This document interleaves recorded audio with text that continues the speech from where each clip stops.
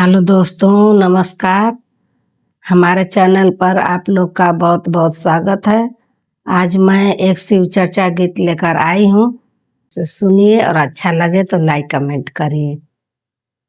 हे जे हरिहर कनैल के पियर फूलवा, हे जे हरिहर कनैल के पियर फूलवा, भोला खोली ना नैनवा भइला भोरावा, भोला खोली ना नैनवा भइला भोरावा।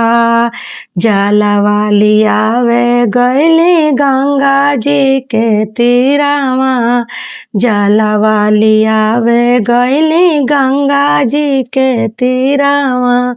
हे जी जलवा भरत के भइल देरिया, हे जी जलवा भरत के भइल देरिया, भोला खोली ना नैनवा भइला भोरावा, भोला खोली ना नैनवा भइला भोरावा।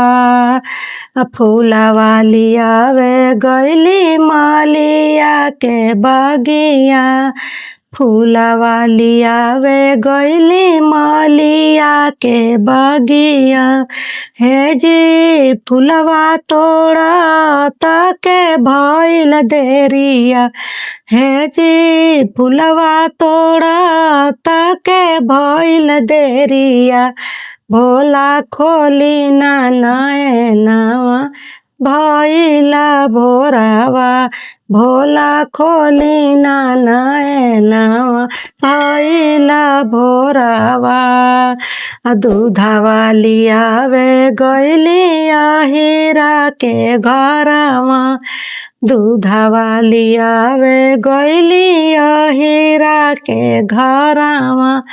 हे जी दूधवा दुहत के भइल देरिया, हे जी दूधवा दुहत के भइल देरिया, भोला खोली ना नैनवा भइला भोरावा, भोला खोली ना नैनवा भइला भोरावा।